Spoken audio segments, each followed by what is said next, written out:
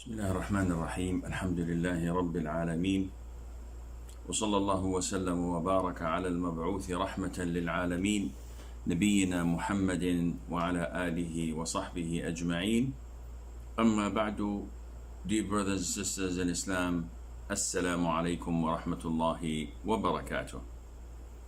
In continuation of the ins and outs of marriage in Islam, today in our 46th episode inshallah, we will be talking about the conditions of marriage. So we spoke about how to get engaged and the Islamic prospect of engagement. The book goes on to speak about the conditions of marriage. And there are a number of conditions. One would ask the frequently asked questions: where did we get these conditions from? If the Quran did not stipulate it, or the Sunnah. This is where the scholars come. Allah Azza wa Jal has placed in the Quran verses of the Quran and told us that in them there will be signs for those of intellect, for those of comprehension, for those who understand. And this meant that those of intellect and comprehension should sit and study the Quran to understand what Allah wanted to tell us, which the vast majority of Muslims may not be able to detect this. And this is why we have scholars and we have laymen. And they gathered and compiled these conditions, these pillars, these mandatory acts, and classified them, listed them, so that you and I could comprehend and understand like they had done. So these conditions are obtained through a vigorous process of reading and compiling and documenting the Quran and the Sunnah, and doing so with the understanding of the three favorite generations of the companions of the Tabi'een and the Tabi'it Tabi'een. So the first condition here is that each of the two spouses must be identified in person. What does that mean? Ambiguity must be removed. And this is in all types of contracts. I sell you my mobile phone. You say, I accept. Done deal. Khalas. After some time, I would ask and demand my money. You give me an amount that does not rise to my requirement, and we start to fight. The mobile doesn't cost that much. Well, this is what I want to charge for it, and you agreed to buy it, and dispute occurs. Islam blocks this door of disputes through eliminating ambiguity. In marriage, ambiguity is very easy. A boy comes to meet the father of the girl, and in the marriage contract he says, I give you my daughter in marriage. The boy says, I accept. The witnesses are there, everything is fixed. After the party is over, he goes and discovers that his bride is not the woman he came to marry. They all knew that he was interested in marrying the younger one, but the father says, no, I gave in marriage the eldest. This is not permissible, and such a marriage is not valid. Why? There was proposal and consent, and there were witnesses and a dowry paid. Yes, but there was ambiguity. Identifying the bride was not done properly. Likewise, on the other hand, if a guardian of a boy says that I accept the marriage of your daughter Fatima to my son or to one of my sons, this is not permissible. This doesn't do the job, and such description is not sufficient, and the marriage is not valid. But if he did not give the name,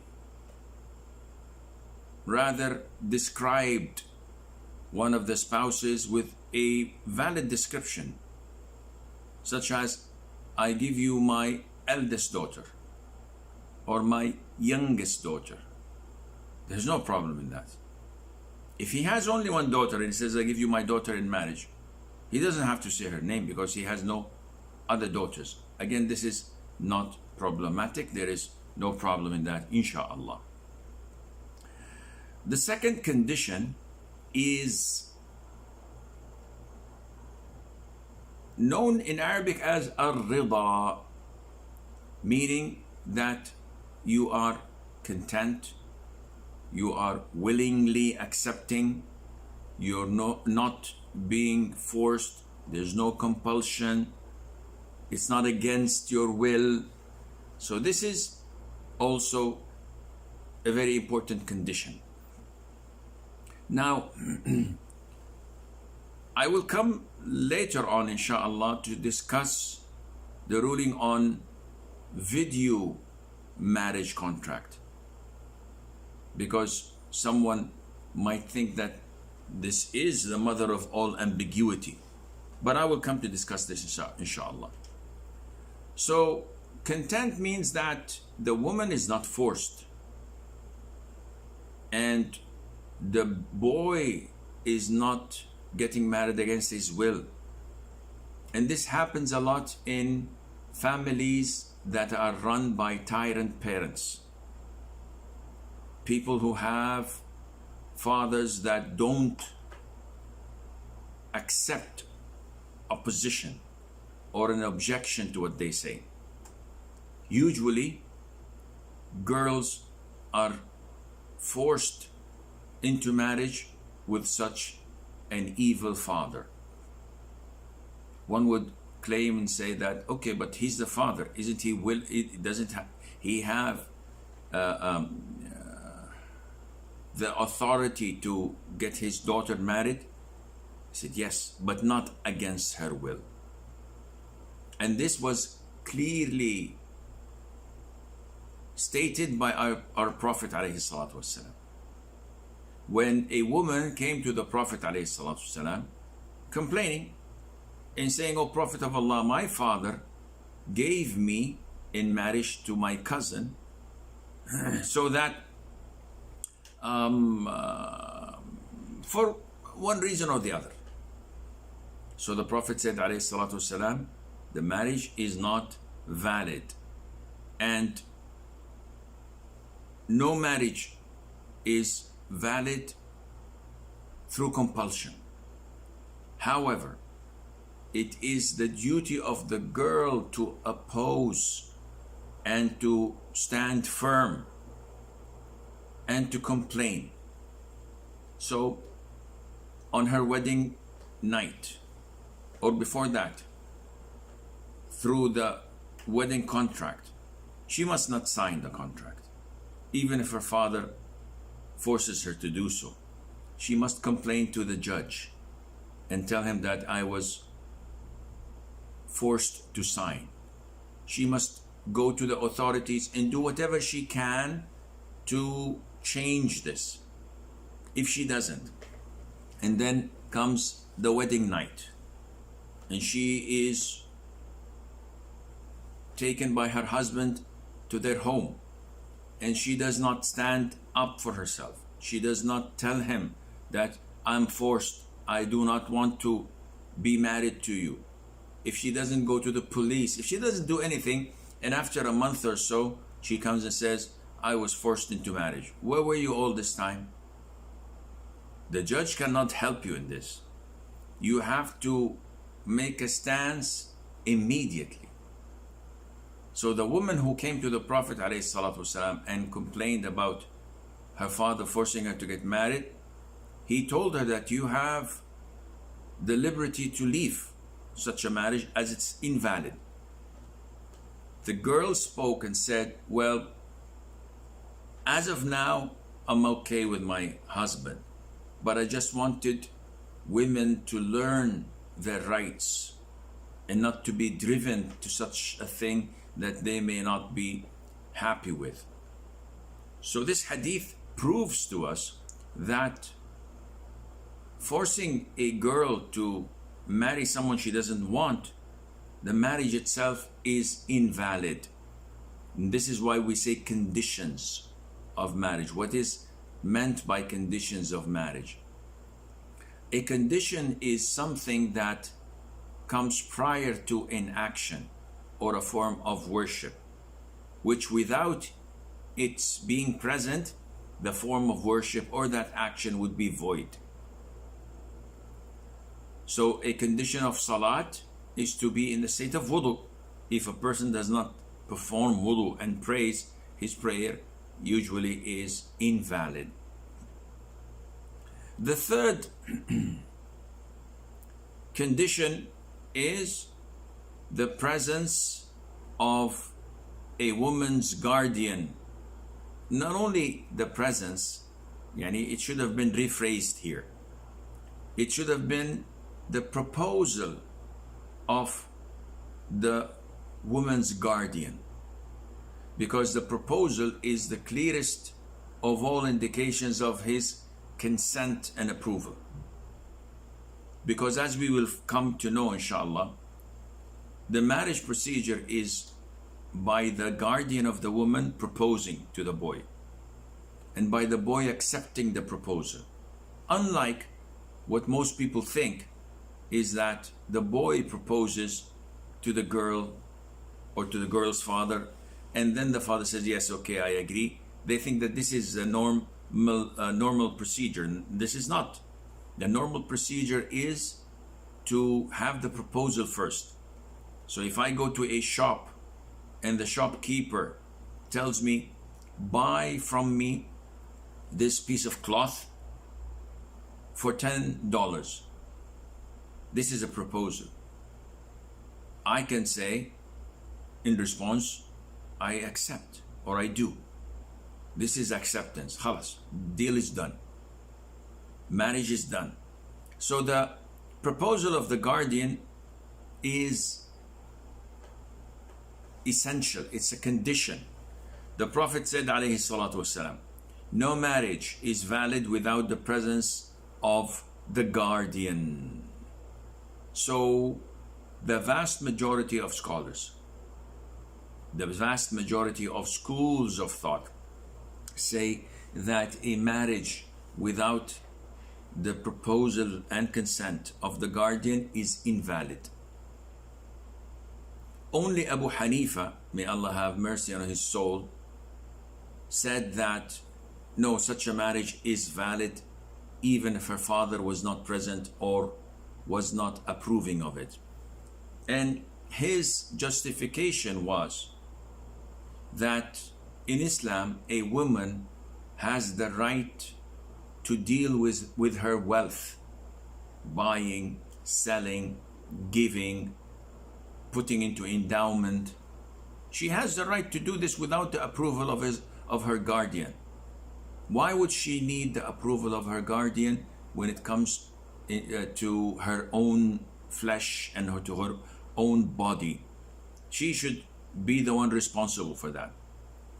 And this justification, though might be logical, yet it goes against the teaching of the Prophet ﷺ, and before that, against the Quran. Because all the cases of marriage in the Quran When it comes to women, Allah addresses it through the guardian. So Allah Azza wa Jal says, do not give in marriage those who are idol worshippers or the likes, even if you like them. So do not give in marriage means that it's not me who's getting married. Allah says in the Quran, وَلَا تَنْكِحُوا الْمُشْرِكَاتِ حَتَّى يُؤْمِنْ. Do not marry the idol worshipper females until they believe. Do not marry. This is addressed to me. But when it comes to the guardians or the females, Allah says, وَلَا تُنْكِحُوا الْمُشْرِكِينَ حَتَّى يُؤْمِنُوا. Do not give the idol worshippers men in marriage until they believe. Why do we say do not give? Why doesn't Allah speak to the woman directly like He spoke to the man directly? Because in marriage, a woman needs a guardian. She doesn't go and marry herself. And this is the opinion of the majority of schools of thought and scholars based on the hadith. And if I recall correctly, even the top 2 students of Abu Hanifa, may Allah have mercy on them all, went against his opinion and stated that a woman cannot marry herself. And this is the description of chaos. When a woman overrides her father's opinion and she goes and gets married. We've seen this a lot, especially in liberal places where women go to universities and colleges and work in mixed environment. She sits with a stranger for 8 hours minimum a day at work, while she sits with her father and siblings maybe less than quarter of that time, less than 2 hours a day. What would you expect Shaitan to do? And all of a sudden we find out that she was married for 3 years in secret. This is not marriage. This is proper zina. This is fornication. Because it was the Prophet himself ﷺ who said, no marriage is valid without the presence of the guardian. So if he's not present, if he doesn't give his consent, if he does not propose, then the marriage is invalid. Now, in regards of guardian, because I face a lot of such problems, especially while doing counseling sessions, while being asked. A lot of the Muslims nowadays are involved in marriage through Skype or through Zoom or through any of these new technologies that facilitate things and get those who are far close by. So what's the ruling on that? In a nutshell, if ambiguity is eliminated, the marriage is valid. But this ambiguity has to be eliminated with all parties. What do you mean, Sheikh? Well, when we are face to face on the internet, I have a webcam and a screen or a monitor. You have a webcam and a monitor. We see one another. So I would say, hi, my name is Asim al-Hakim. And the father of the girl says, my name is XYZ. I never met him.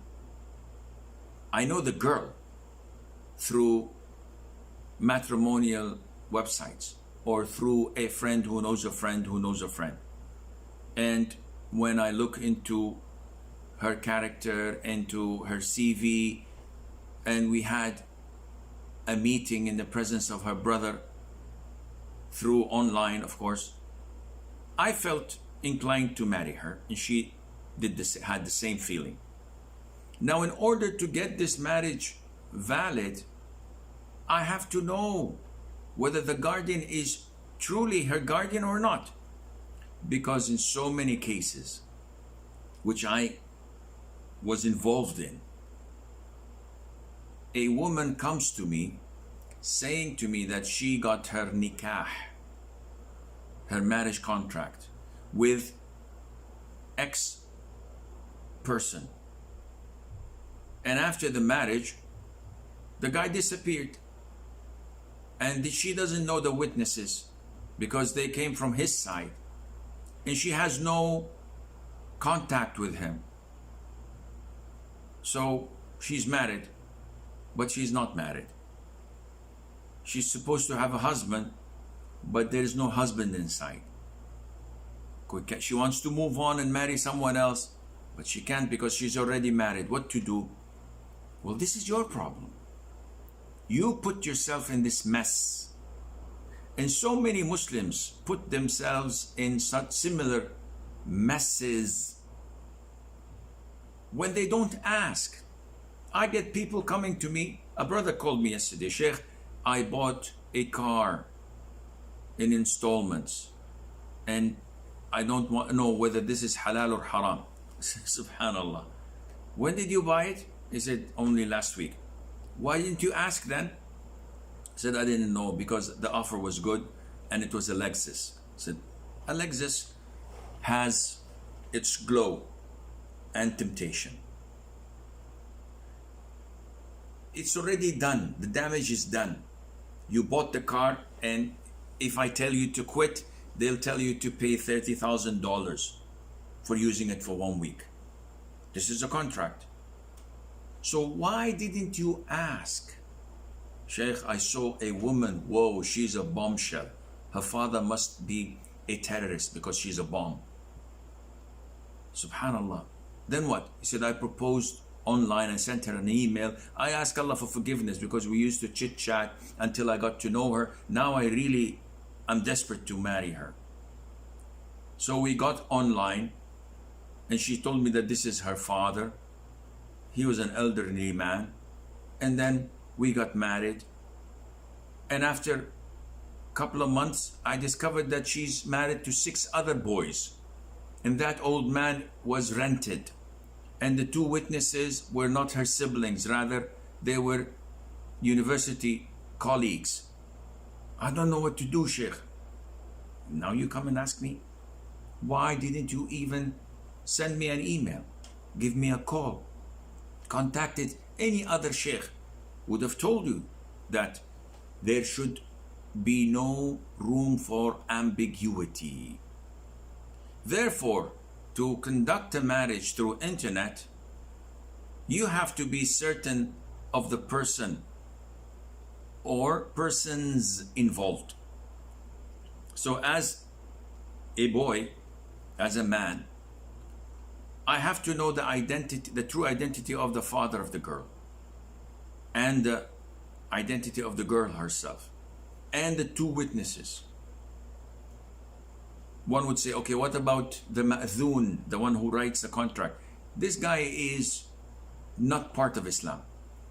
He's just a cleric to authenticate a document.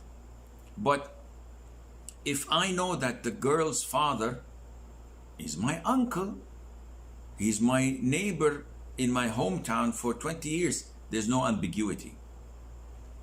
If I know that the girl is my cousin, and my parents are there on the other side, I'm living in Europe or somewhere else, and they are in my hometown.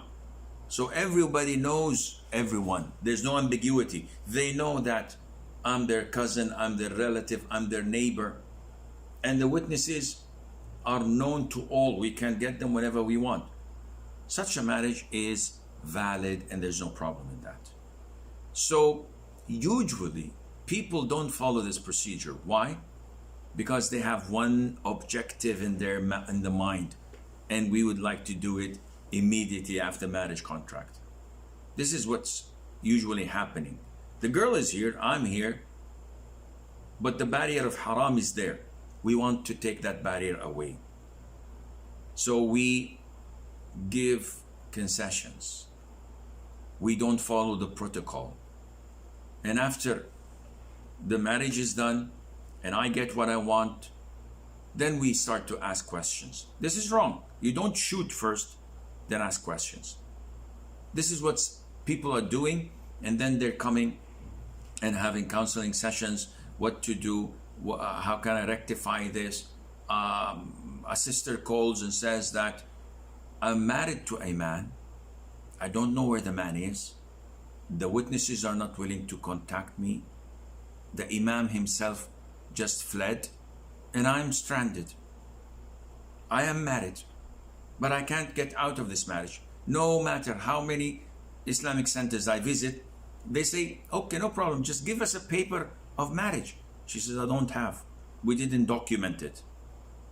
Okay, give us the ID card, the name, the mobile number of the husband, of the witnesses.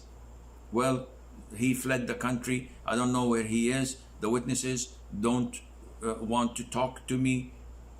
Subhanallah. So just because of a one-night stand, you destroy your life or face the possibility of getting married while you're still married. The issues of marriage is very, very important to learn and to have control over your desires and lust.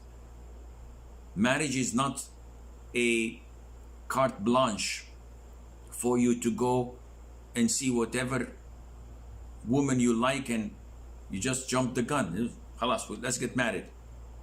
Let's go to any 7-Eleven and see a cleric or a sheikh to get us married and move on. Marriage is a constitution. It is a strong pledge, as mentioned by Allah in the Quran. Fourth condition is the presence of witnesses. So the previous hadith, the Prophet said no marriage is valid without the presence of the guardian, and he said afterwards, and two sound witnesses. So when we say sound witnesses, what do we mean by adl? Shahiday adl, meaning that they shouldn't be open sinners or fornicators, because fornicators are not trustworthy, are not sound. So if I get someone who's a well-known open fornicator to testify in a marriage, this guy is not trustworthy because he doesn't care about halal and haram. And by the way, if we go back to the condition of the guardian is not any person who is related to a woman. So some people say, okay, Sheikh, I proposed to a girl, her father refused, so I asked her brother, and brother says, okay, I have no problem. No, it doesn't go like this. The guardian must be the father. If he's dead, then his father, that is the paternal grandfather of the girl. If not, then her son, if she was previously married and has a son. If not, then her brothers. If not, then her paternal uncles. If not, then her paternal cousins. The guardian cannot be someone from the side of the mother, a maternal relative, even a grandfather. Doesn't work. He has to be a person that carries the same name. And he must be an adult. So I can't have a child or a young boy who did not reach puberty acting as a guardian for his sister, mother, or whatever. He must be an adult. He must be sane. I can't get someone who's 20 years of age, but unfortunately he is severely autistic and doesn't understand, has the brains of a 3-year-old child. He cannot be a guardian. He must be a free man. So even if I want to marry a woman whose father is a slave, he cannot be her guardian, because a slave does not possess his own freedom, let alone possess the right to marry someone to someone else. And the guardian must share the same religion with his daughter or sister or whatever. So if I were to marry a Muslimah who's a revert, previously a Christian or Hindu, her father is a kafir, a disbeliever. He has no authority over his Muslim daughter. So what should I do? I should look in her paternal relatives, someone who's Muslim. So if I find that she has a Muslim brother, excellent. She has a Muslim uncle, does the job. If neither or none existing to be Muslims, in this case, the Prophet said, alayhi salatu wasalam, that the Muslim ruler is the guardian to those who do not have a guardian. As-sultan waliyu man la waliya lah. And who's the Muslim ruler? If you're a Muslim country, then the head of the country, or those who he had appointed, such as the governor, such as the Muslim judge in the Muslim court, they would take the place of the guardian and they would give the authority of marrying this woman to you. If there is no Muslim ruler, no Muslim authority, as in the case of Europe or America, so you go to the authorized Islamic center, because this is the Islamic authority existing at that place, where all Muslims should abide by their instructions and they should follow their orders. So you go there, and the Imam of the authorized Islamic center would act as a guardian in this case. So number 4, the presence of witnesses. And again, unfortunately, a lot of the Muslims who are ignorant conducted their marriages in a non-Islamic way. A lot of Muslims in Europe, for example, go and have a civil marriage. So they go, he goes with the father of the girl and the girl with him, and they conduct a marriage contract in the city hall, stating that I married Fatima, the daughter of Ahmed, on this particular day. And maybe the father would propose, I give my daughter Fatima to so-and-so. And the boy says, I agree. And they have a certificate, civil marriage is there, and it's registered. And they live for 20 years. Then, after watching my Ask Zad or Ask Huda programs, they said, whoops, Houston, we have a problem. What's the problem? Our marriage is not valid. Why? There were no Muslim witnesses. Yes, but it is authenticated, it is registered in the city hall, it is documented. It is not an Islamic marriage without the presence of 2 Muslim male witnesses. Her father was there. Her father doesn't count as a witness. He's a guardian. You need 2 men, Muslim men, witnessing this. Wallah, we didn't have any. Well, your marriage is invalid. What to do? This is another issue. Solving current problems needs you to send us an email, or maybe book a counseling session, or get me on the phone, providing it's less than 5 minutes, that's free. Send us an email, that's free.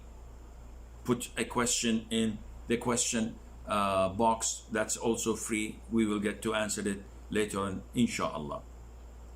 Finally, there is a condition that is also classified as a pillar. So a lot of the schools of thought don't mention this, but it is mentioned because it is in between, which is the absence of any reason that preclude the marriage, such as the prospective spouse or spouses having been breastfed by one woman, or following different religion, or they were in the state of ihram, etc. What does that mean? I can marry any woman on earth unless there is an obstacle preventing me from marrying her. Doesn't sound logical. What kind of obstacles are we talking about? First of all, can I marry my sister? Of course not. This is incest. Why not? Because she's not permissible for you. She's a mahram to you. So this is one of the obstacles. I cannot marry any of my mahram, whether she's my mom or my daughter or my sister or my aunt or my niece, among others. Of course, I'm not going to go into details of the mahrams, you know that, inshallah. So this is one of those I cannot marry. Two, to widen up the scope, I cannot marry anyone who's already married, which means a couple of billion women on earth I cannot marry. Why? Because they're married. They have an existing husband. So this is an obstacle. Three, if a woman I'm interested in and myself were breastfed by an auntie, so an elder woman in her 70s, 80s, she said, when you guys were infants, I breastfed you for a whole week.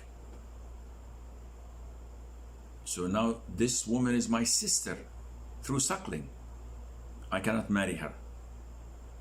And the same happened at the time of the Prophet ﷺ, where a man who was already married with children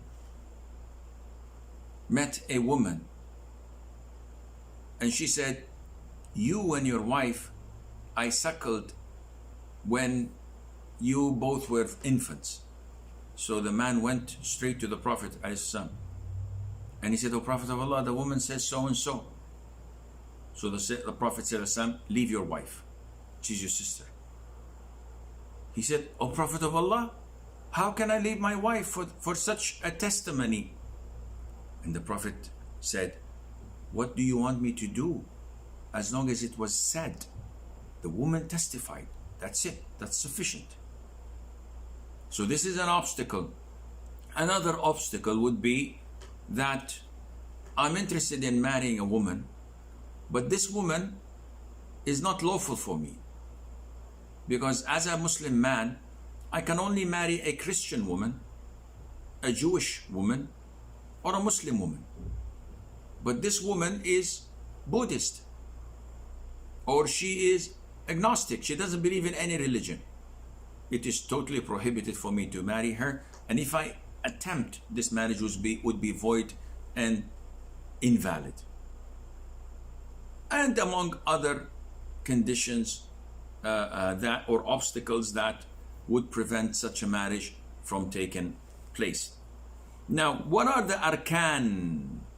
And the arkan are the essentials of marriage. We have a number of them, and I think we will stop here to check the questions that we did not finish last week or last Monday. So question number 9.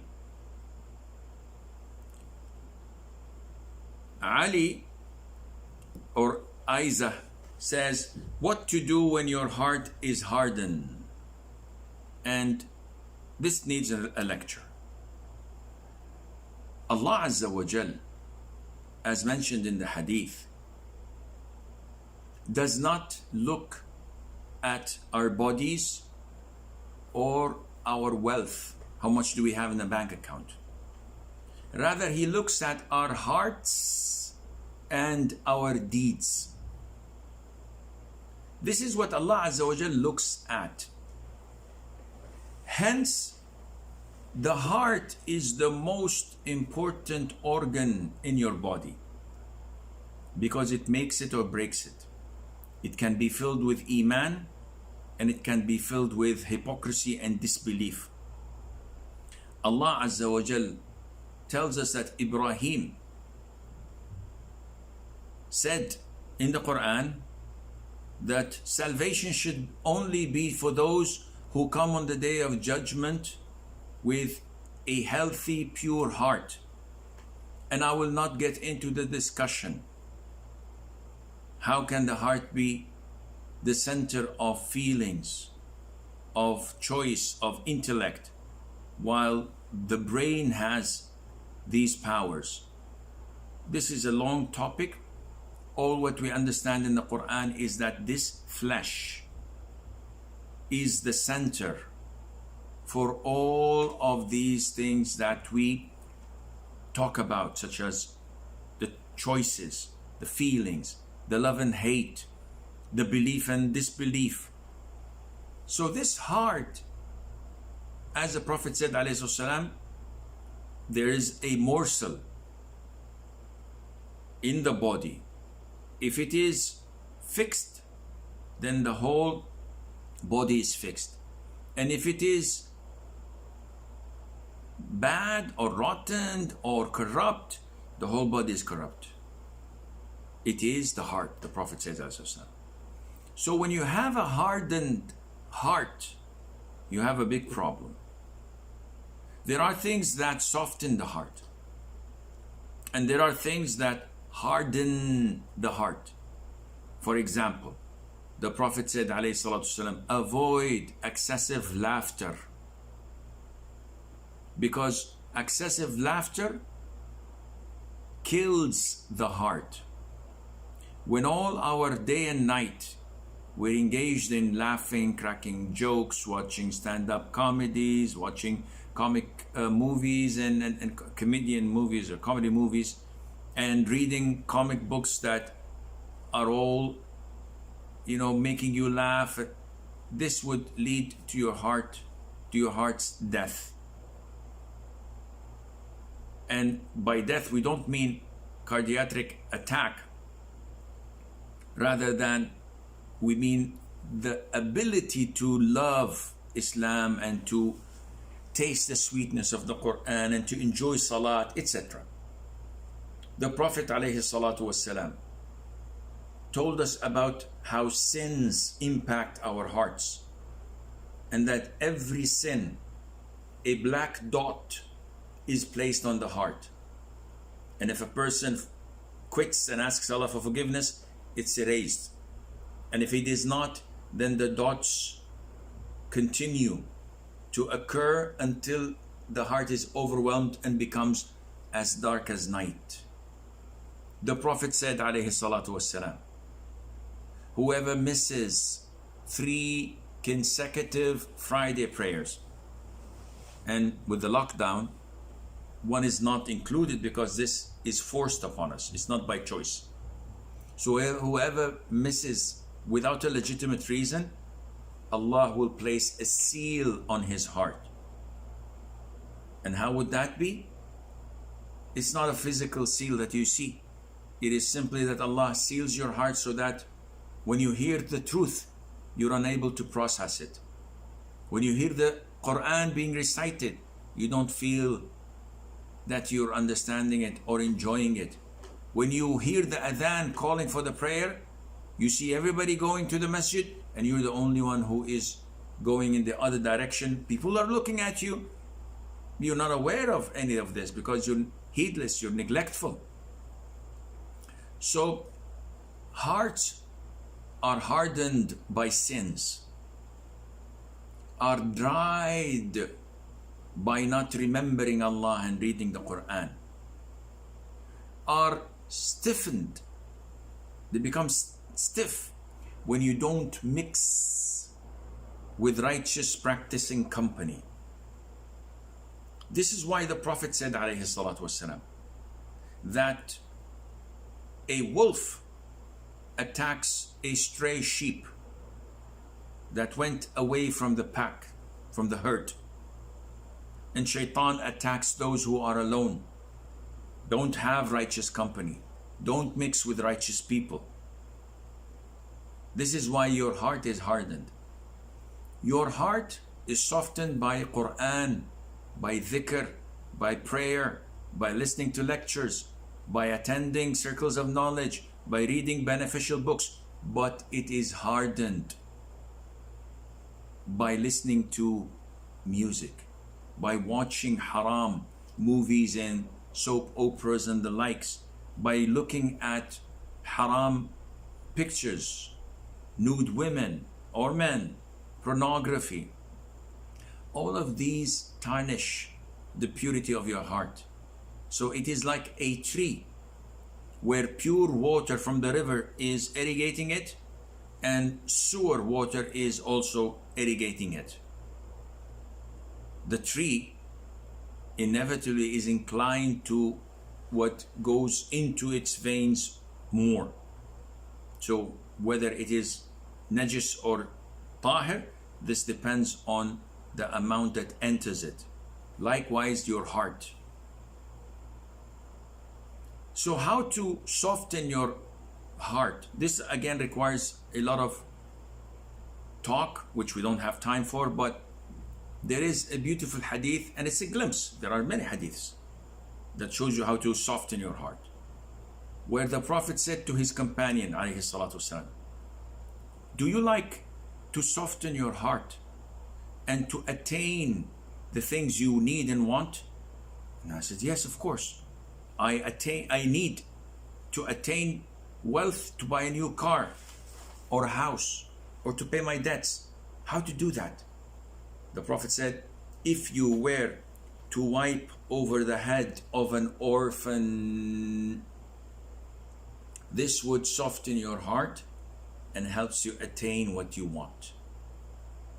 Subhanallah, this is the last thing I could ever imagine to be of such great reward.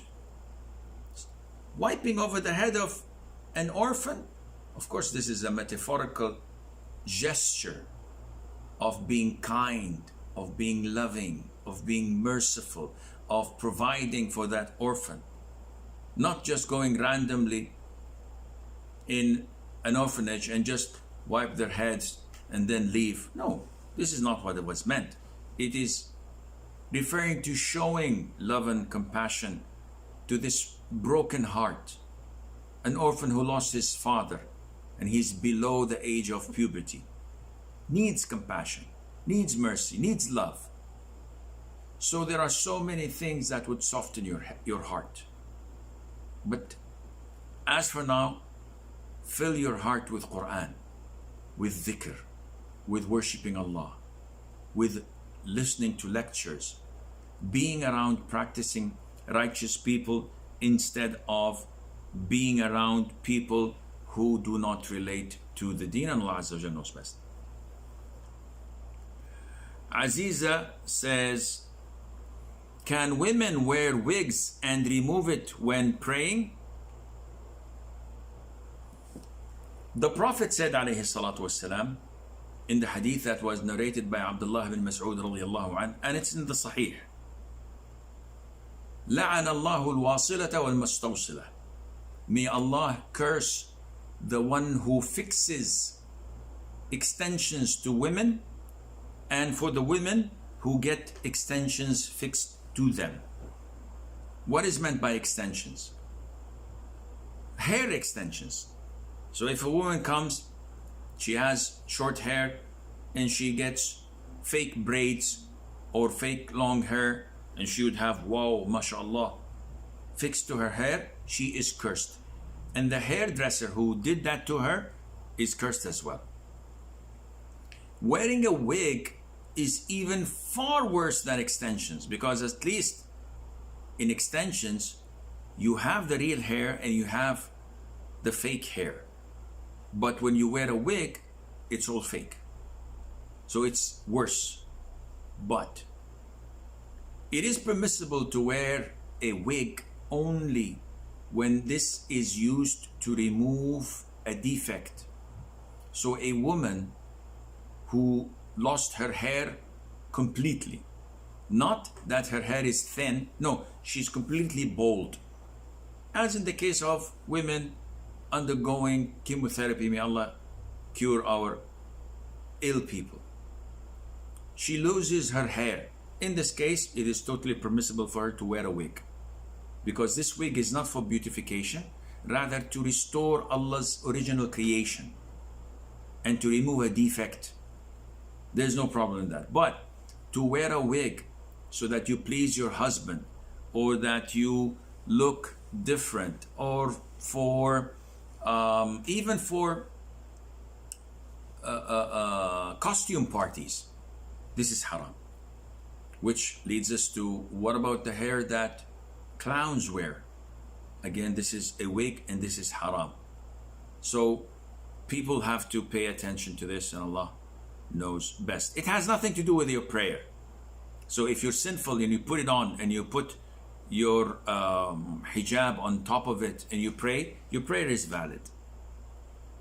Amreen Hussein says, can I recite the surahs in salah loudly while praying alone? So either Amreen is asking because she's a woman. I don't know if the name is a name of a woman or not. So she's asking, I'm alone, can I recite Quran in Fajr, Maghrib, Isha and night prayer aloud or not? The answer is yes. There's no problem in you reciting these prayers aloud, even if you're not alone, even if there are mahrams, your brother, your father, your son, your uncle, no problem. Your voice is not a problem for them to hear. The other possibility is that Amreen is asking about raising the voice in silent rak'ahs, like the Dhuhr prayer, Asr prayer, the last rak'ah of Maghrib and the last 2 rak'ahs of Isha. These are silent for men and women. So can she recite them loudly? The answer is, as for permissibility, this is halal, this is okay. As for the sunnah, this is against the sunnah, and you would be losing reward when you recite it loudly. But the prayer is valid and you have no problem with that. Amna says, how to deal with angry people? Stay away from them. Simple as that. When someone is angry, just stay away from them. Don't talk to them. Don't respond to their anger. Don't defend yourself. Meaning that when they curse you or say bad words, don't defend yourself. Don't argue with them, because shaitan is overriding them, taking control over them. So the best thing is to stay away from them and to make dua. Whatever you do is going to provoke them and make them angrier, and maybe say things that would take them out of the fold of Islam because of you. In the Sahih, the Prophet ﷺ was once with his companions when they saw 2 men arguing together in a very strong fashion. They were angry, but one of them was so angry his eyes almost popped out. His veins were so clear and his voice was high, was rising, was loud. So the Prophet ﷺ said to his companions, now notice that the Prophet did not go and intervene. He could have, but it wasn't a wise decision. So the Prophet taught his companions a lesson.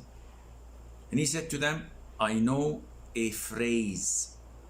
If he were to say it, Allah would relieve him from what he is suffering from. That is his anger. What is the phrase? أعوذ بالله من الشيطان الرجيم.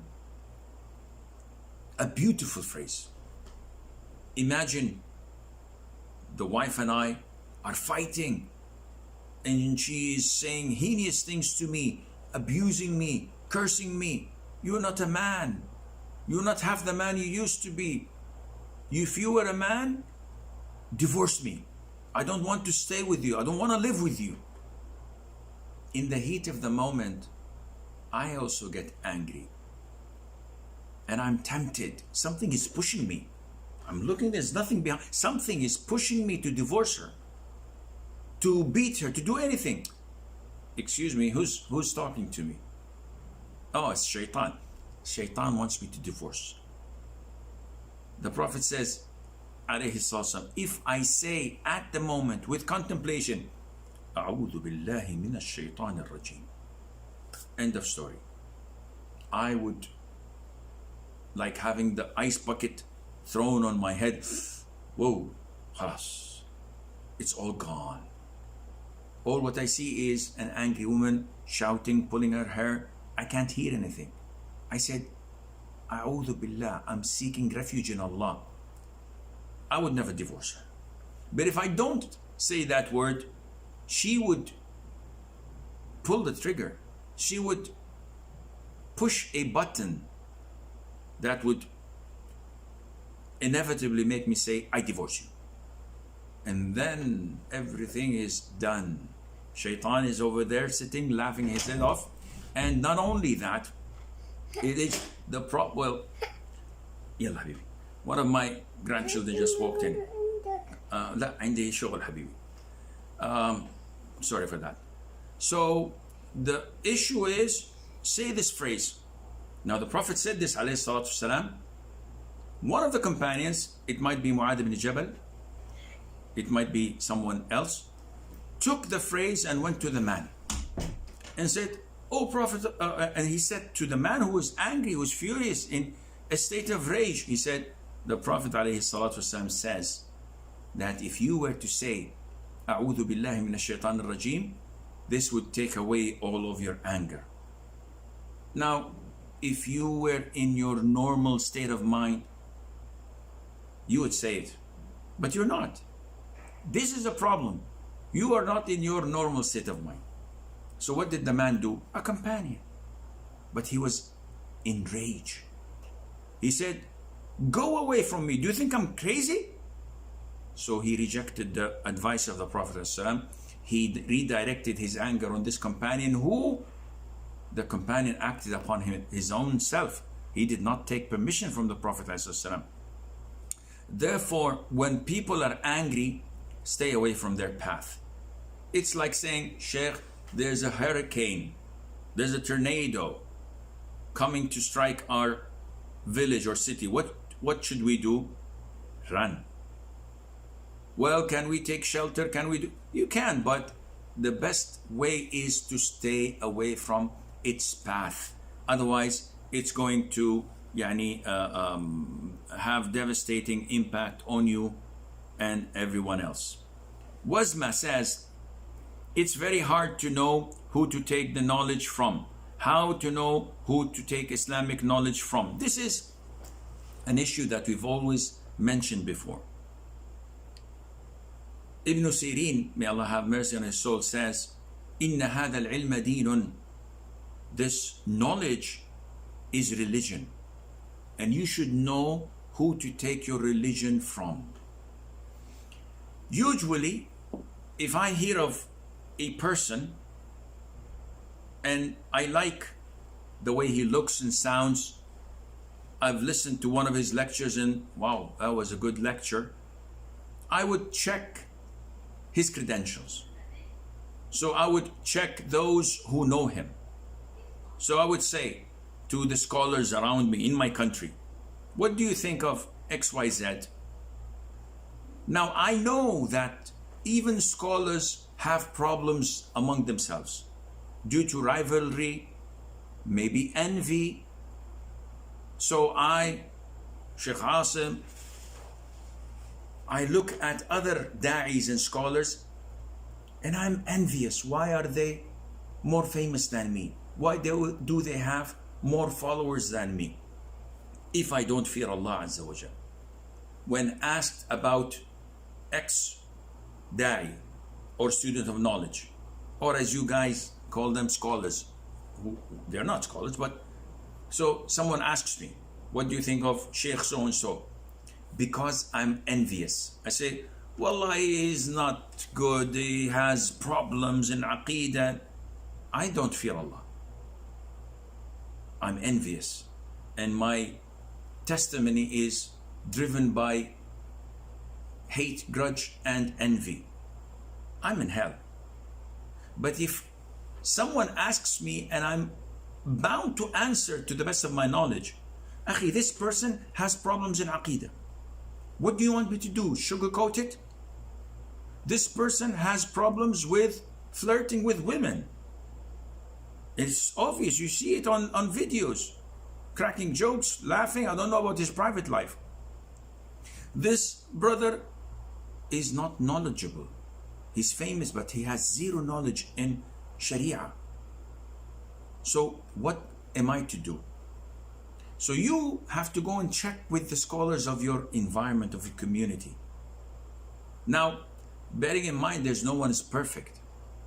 So definitely you will not find a companion in the form of a scholar, but you try your level best to get as close as possible to the best available.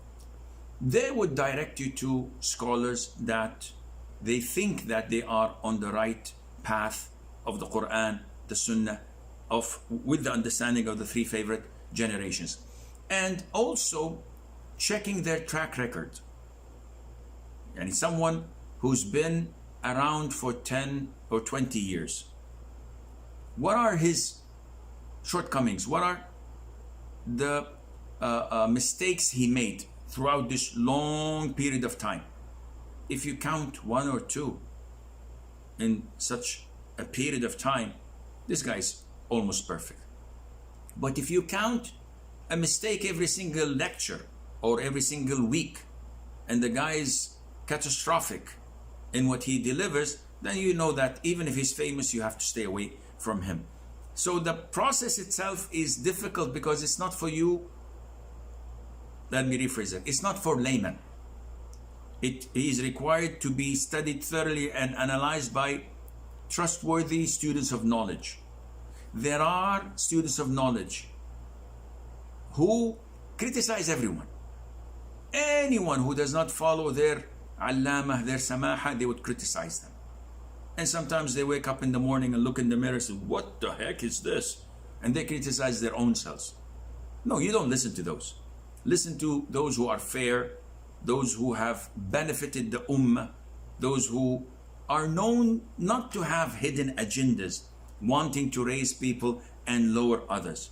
Those who fear Allah Azza wa Jal, and may Allah make it easy for you to find what you are looking for. So I think we would stop here, hoping to meet you with the grace of Allah Azza wa Jal on next Monday, where we will speak about the pillars and essentials of marriage. So until that date, I leave you fi amanillah. Wassalamu alaikum wa rahmatullahi wa barakatuh.